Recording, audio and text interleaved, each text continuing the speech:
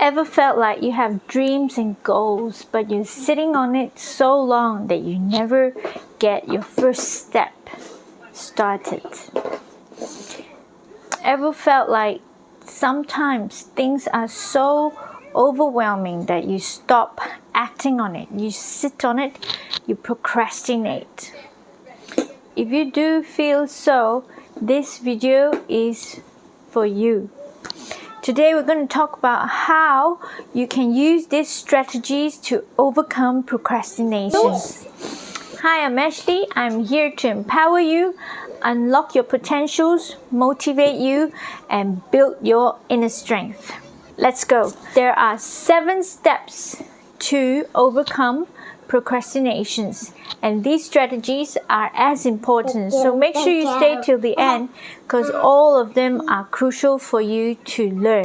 Step number 1 is, I've got my notes here so we don't miss out anything. When your goals seem so big and your dreams are so huge, it feels overwhelming, it seems so far away, then you will stop, or you will not even act on it. You will only dream about it and really dream about it. So all we need to do is put your goals into a project. Put your dreams into a project. When you have a project, you have strategies and you break it down into smaller pieces and you start with your first step. First step is to lead a project. Make it smaller, separate it into smaller departments, smaller micro projects. Then you start acting on it. Every step a day, one day you will reach the peak of the mountain. So it seems so far away that you procrastinate, but when you put it into plan, when you micromanage it, it seems achievable, it seems manageable, it seems doable. Then procrastination will go away. So focus on completing one step at a time, and slowly you will see progress. Step number 2 is set a deadline. When you have a project, you put a deadline into each progress. So for example, we tend to be lazy and procrastinate when there is no due time. You're like, oh, I'll get there somewhere, I'll get there somehow, but someday. But when does this someday comes? And when do this somehow happens? It will only happen if you push. How do you push yourself? Is you put a limit, a deadline to each micro project. You have to make this happen on this certain day. You gotta move forward. Without setting deadlines, you will leave it to due time, to forever. So deadline, due dates are important for your to-do list, to act on it. So the deadline gives you a sense of urgency, and you will not stay with the same project and not know how to do and procrastinate, and you'll be on track. And number 3 is use an accountability partner. Find a trusted friend, a family member, or a mentor or coach to keep you accountable. If you find a friend, for example, if you go to a gym and you want to achieve a weight loss of certain numbers, 5 kilograms, you find a friend that wants to have shared the same goal, and you both go to the gym together on certain dates a week, and you keep each other on track. You keep pushing each other, you keep reminding each other, where are we at? What are the progress? You celebrate the small wins together, and both will keep each other accountable. If one don't feel like it today, the other partner will say, come on, let's get your ass moving. Then you will keep going. If you have someone with you on the journey, you will feel less discouraged. You will feel more motivated. And even if you're not motivated, the partner will keep you going. The partner will kick your ass The partner will whip you till you move. And regular check-ins will keep each other motivated. So it is important that you have a coach or accountability partner. And step number 4 is eliminate distractions. Distractions are our biggest struggles at today's life. What are we distracted with?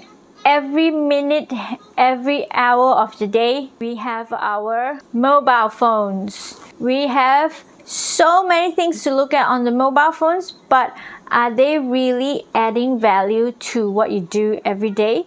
Or are they just distracting you? Are they just wasting your time?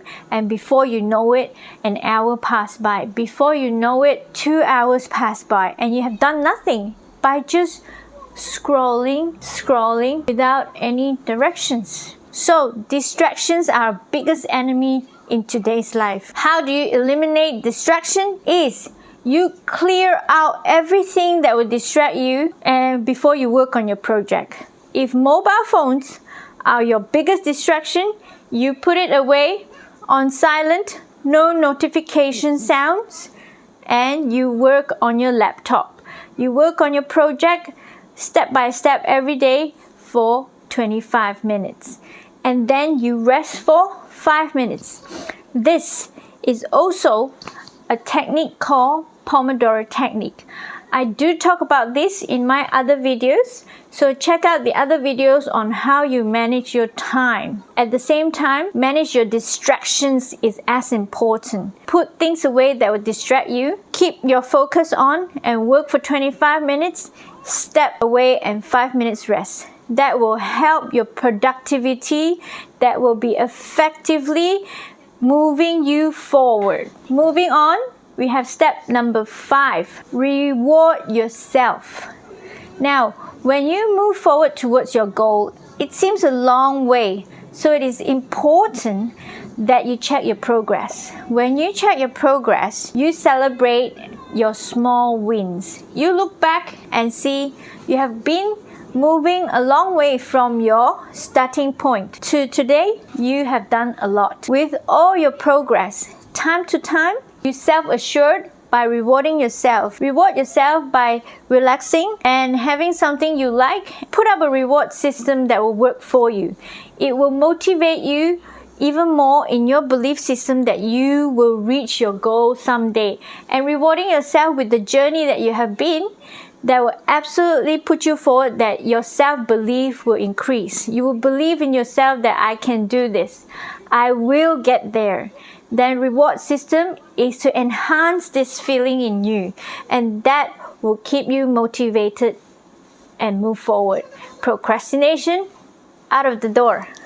And from there, number 6 is practice time management. As I just mentioned, that when there's a long list of to-do lists before you reach your goal, how do you attack your long to-do list? How do you micromanage? So time management is absolutely important. Check out my video about detail of time management, but in simple terms, you time block, you task batch. So in simple terms, you time block. On certain time, you must finish certain tasks. That's micromanaging of how you be productive on your project.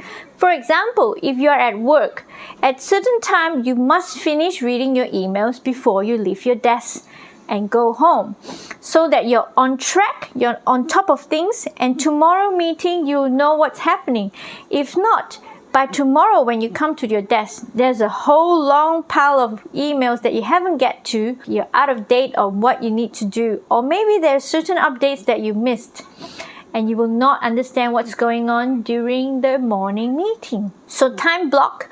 Block your time. An hour before you clock off work, you must finish your email. Reading your emails, go through them and put them, organize them in different folders, and then you leave. The other thing you need to do is your Pomodoro technique that I just mentioned is when you need to be productive at your project, at your goal, you must block your time of 25 minutes with zero distraction and you work on things. You work on your list that you need to get to. You use 25 minutes with full focus. And 5 minutes, you take a break.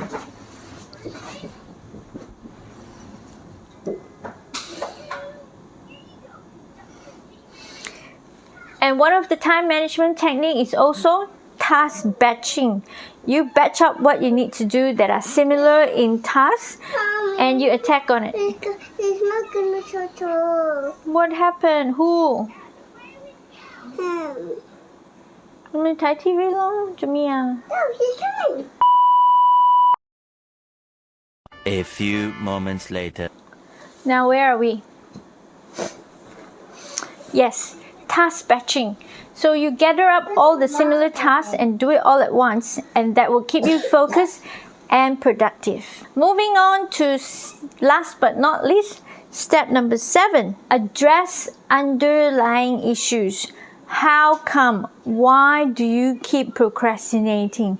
So procrastinating comes from sometimes anxieties, fears, self-doubts. Are they ongoing issues? You have problem with self-disciplines and staying consistent? Or do you have fears and perfectionisms that you can't get things done? Where do they come from? Are they from your environment? Are they from the people that you're surrounded with? Or is it from the environment that you grew up with that you did not build a system that is effective and productive? Procrastination is a sign that you have underlying issues. So you need to address this issue by seeking professionals, for examples like therapy or counseling, to understand what's in you, what makes you procrastinate. Is there so much fears? Is there so much perfectionism? Where does perfectionism comes from in your system? Is it from your growing up environment? Are you aware when or how does it kick in your system? Is perfectionism comes from a trauma from the past or from your growing up experience? Am I not good enough? That always popped up in your head. Is this not good enough that you can't move forward, you can't do it?